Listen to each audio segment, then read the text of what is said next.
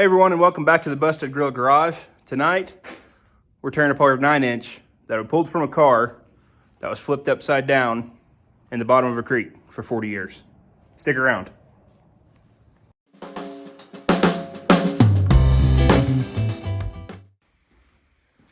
Okay, so a little bit of a story time here.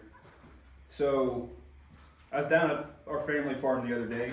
I was building some fence, helping Grandpa build some fence.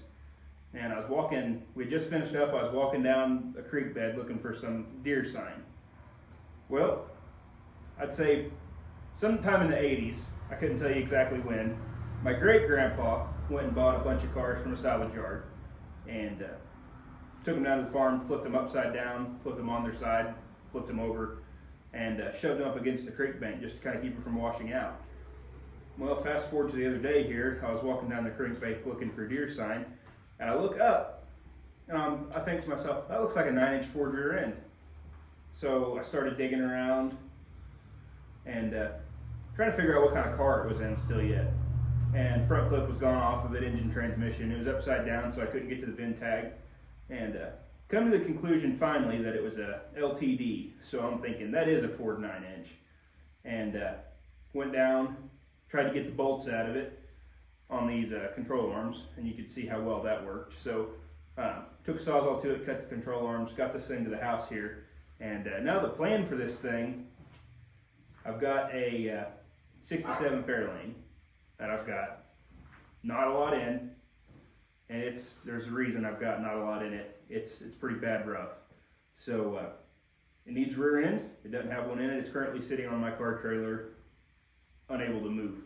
So the goal here is put a budget 9-inch together, and I'm hoping this thing is in good enough shape to do that with.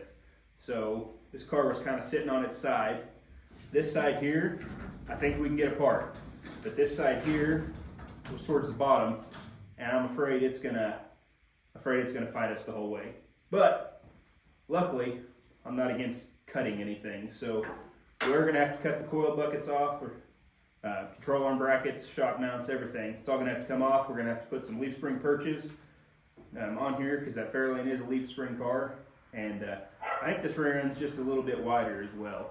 But the goal for this evening is to cut whatever we got to cut and beat whatever we got to beat to get this thing down to a housing and hopefully nothing else. I'd like to get everything cut off. That needs to be cut off as well. So let's start into this thing. I'm going to start on the good side, hopefully give myself some kind of false hope that this is going to go halfway smooth. But start over here and then try to get this side tore apart after that. So I will say before we start in on this at all that I've been soaking everything twice a day in liquid wrench for the better part of a week. So I'm optimistic for this side. Not so much that side, but we're working on this side right now. So I'm going to take just a pry bar and a hammer and see what I can accomplish.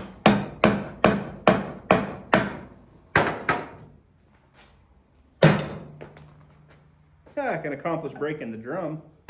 Nice. Well, that took every bit of 15 seconds. But good news is, I think it popped loose. I don't know if that was just, I thought it did because it broke, or if it actually did, but I think there's progress to be made here.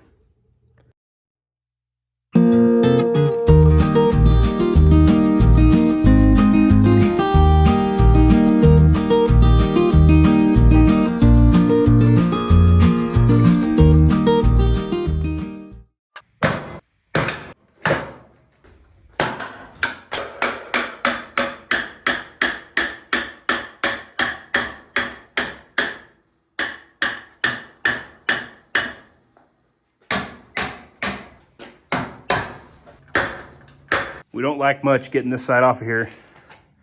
Hoped it would have come off a little bit easier, but I should have known better than that. But I guess I'm going to continue to beat the ever-loving crap out of this with a hammer until all the brake components kind of just like crumble.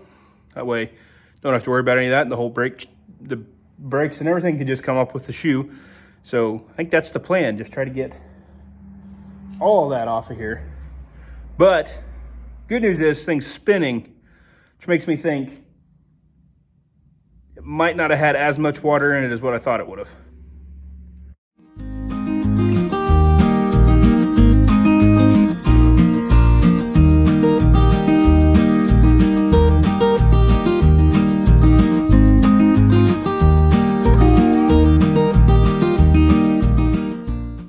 I don't understand how or why, but brakes were intact on this thing and in relatively good shape. It doesn't look like there's been much water past the drum. We're spinning on this side, the pinion's spinning. That side's still locked up, so I'm gonna stay optimistic that the brakes are the only thing keeping this rear end from spinning. This side's in a lot worse shape though. Here, check this out. We first look at the drum's chewed up. This was the side that was facing down towards the water. And we look at the backing plate here, it's in pretty worser condition, but that's going away. As long as this axle tube is in decent-ish shape, I can get away with using it. And I think it is, but this is gonna be a trick to try to get this off of here.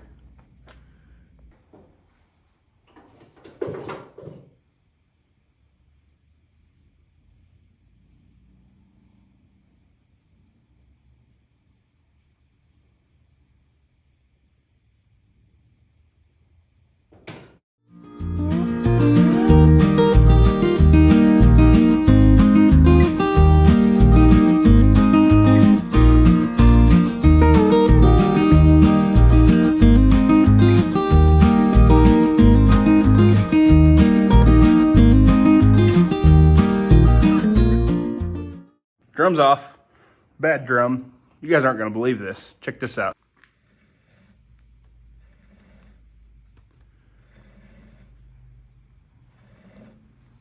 We guessed it being sometime in the mid-80s when that car was put in there. So 40 years of floods and water inside this thing. I would have never guessed that it would spin like that. But my hope was correct, kind of. As far as the brakes being stuck to the drum, and that's why it wouldn't spin free. So next step, there's these 4 bolts here. These 4 bolts here.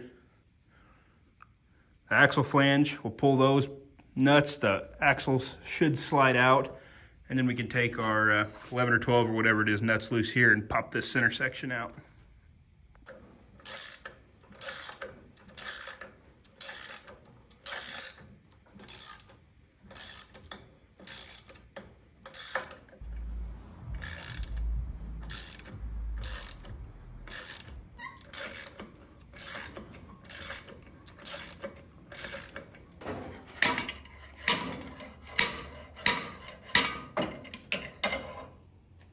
So as you can kind of tell, it got a little late last night, so we shut it down and back at it this morning. And besides that, I needed a slide hammer and an axle puller to get these axles pulled out of here. They were stuck. So got one side pulled, and actually, you guys aren't going to believe this because I don't believe it myself. We ran into gear lube. It smells like gear lube in here. Was not expecting that. I was expecting a rust bucket, which I'm not saying it's not that. I don't think I've showed you guys the other side with the drum off, but we run into gear lube. This side's worser, much worse. So I'm gonna pull these 4 bolts off of this side and hope that that slide hammer will knock this axle loose.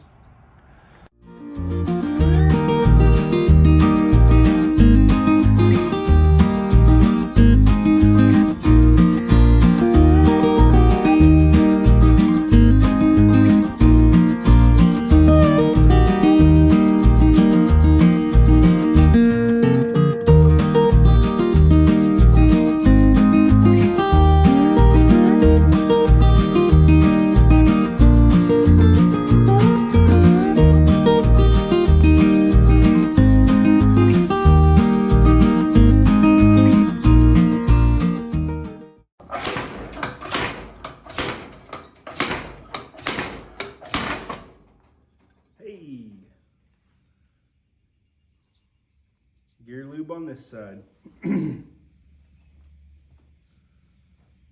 I honestly don't hardly believe what I'm seeing here. Now there's some, well, that's just sludge buildup really. What I'm seeing is the axle from the side that I thought was going to be bad is in better shape than the axle on the good side. And that very well could be because the axle that I thought was the bad side, the gear oil would have went to that side because it was sitting with that side facing down. So gear oil could have been on that side, not as much on the top side. So that might explain that, but nonetheless, both axles are out and both axles look like, I think once they clean them up, both axles are gonna be able to be used. So that's definitely a good thing.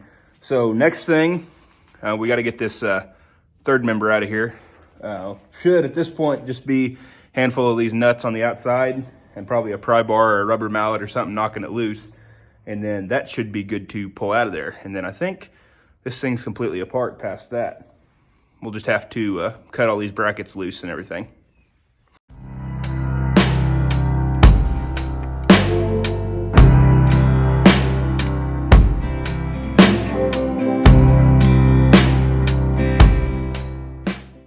So this nut right here might prove to be a little problematic.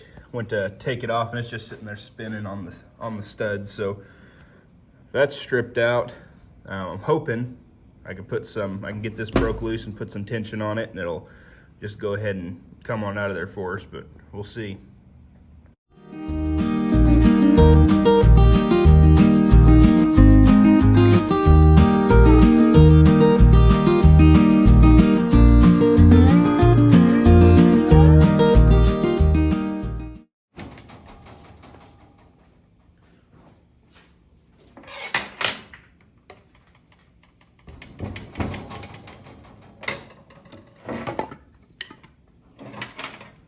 Back up.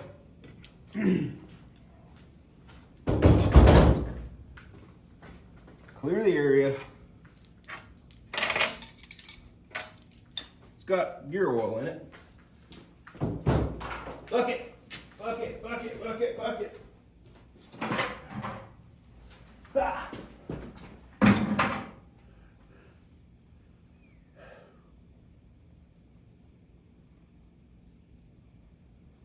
Oh man, this is fixing to be a mess.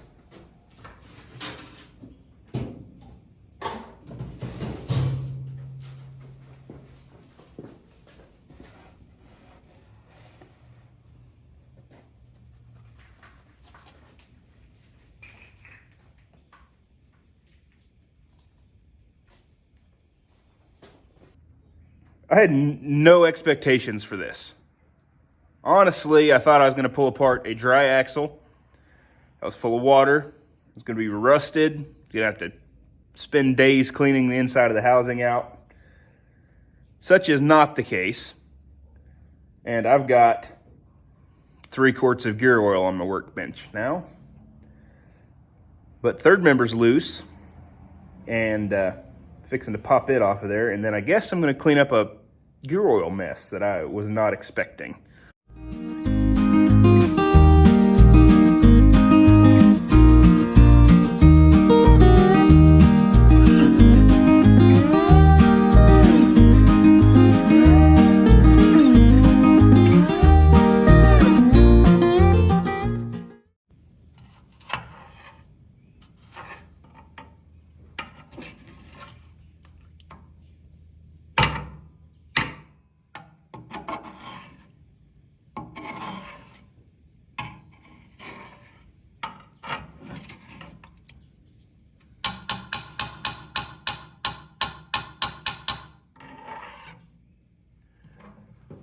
So unfortunately, it does look like the bearings in the third member are pretty well locked up. So that's gonna have to come apart anyway.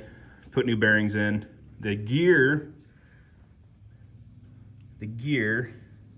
actually doesn't look to be in horrible shape. It's got a little bit of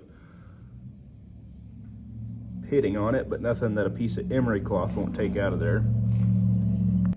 And while we've got it down right here, I'm gonna grab the ID tag that was on the on one of these nuts on the third member.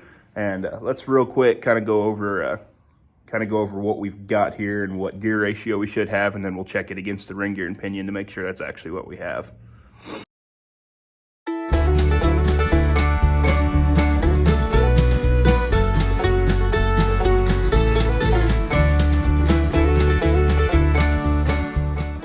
So now that I've got a third member blew up all over my work table, we can kind of calculate what we've got for our gear ratio, and we can do that by counting the number on a number of teeth on the ring gear, and then counting the number of teeth on the pinion, dividing those two numbers, dividing the number of teeth on the ring gear by the number of teeth on the pinion, and that gives us our gear ratio. So I had intentions of showing the identification tag that was on this rear end when I tore it apart, but somehow it screwed legs and walked off. So I will say, before I lost it, I did look at the numbers, and 73 to 77 Ford passenger car is what the axle was out of, and we can confirm that because I cut it out of like a 73 or 74 LTD. And it also said it could either be a 275 gear or a 3.0 gear. So I'm gonna count these teeth right quick. So we've got 1, 2, 3, 4, 5, 6, 7, 8, 9, 10, 11, 12, 13, 14, 15, 16, 17, 18, 19, 20, 21, 22, 23, 24, 25, 26, 27, 28, 29, 30, 31, 32, 33, 34, 35, 36, 37, 38, 39, 40, 1, 2, 3, 44 teeth on the ring gear. And then 1, 2, 3, 4, 5, 6, 7, 8, 9, 10, 11, 12, 13, 14, 15, 16. So 44 teeth divided by 16 teeth, that gives us 2.75. So that gives us our 275 gear, which is less than ideal for a 67 Fairlane with a 390 in it, but it is what it is, and I'm trying to do this on the cheap right now. So we know how to calculate gear ratio now. Alrighty guys, we've got this thing blown apart. Next step is to get the bearings pressed off of the carrier here, and then there's a bearing that supports the pinion that we need to get pressed out of the third member housing. And there's a couple other things. Kind of just get stuff cleaned up. We've got to get those brackets cut off of the housing. But I'm out of time for the day, so I'm gonna shut this one down here. So this thing, very budget oriented. I'm trying to, I want to get some bearing numbers and then jump for the house brand bearings at the parts place is my plan here. But that's for another video. I'm going to shut this one down tonight. If you enjoyed what you're watching, consider subscribing. Leave a like, leave a comment. Let me know what you think. So until next time, I'll catch you guys later.